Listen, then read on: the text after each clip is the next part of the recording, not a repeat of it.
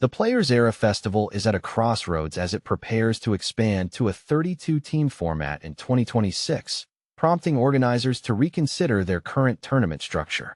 This rethink comes just a day after they publicly committed to keeping the existing format unchanged. But here's where it gets controversial.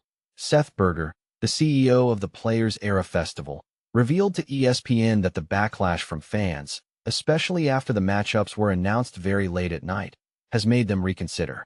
Initially based on a complex system involving margin of victory, win-loss record, AP rankings, head-to-head results, and points scored and allowed, the format that worked for an 18-team event now seems insufficient for a larger field.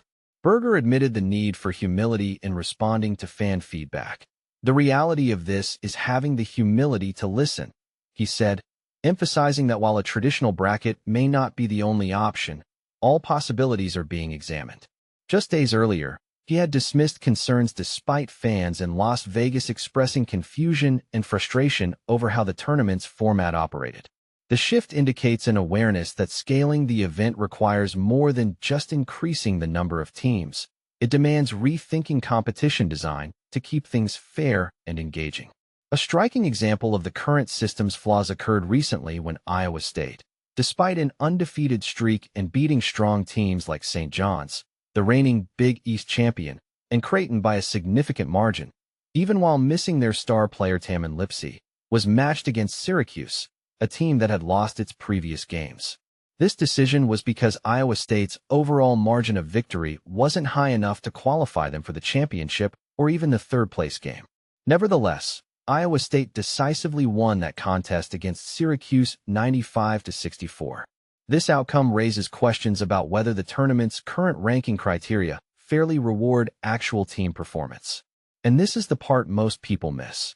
The stakes in this tournament are high beyond just bragging rights. The winning team in the Players Era final between Michigan and Gonzaga is set to receive an additional $1 million in nil compensation on top of a guaranteed $1 million, with runners-up and other top finishers also earning significant financial incentives.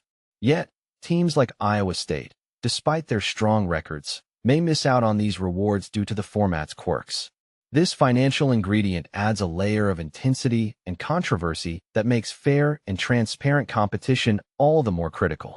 Looking ahead to 2026, the Players Era Festival plans to overhaul its structure completely. The new model will feature 4 separate pods of 8 teams each, culminating in a showdown among the 4 kings, the strongest teams emerging from each pod. This promises a clearer, possibly simpler, pathway to the championship and may address many of the fairness and clarity issues fans have flagged. Does this shift mean the end of complex ranking formulas in favor of a traditional bracket system? Only time will tell, but the festival's openness to change invites fans and critics alike to weigh in.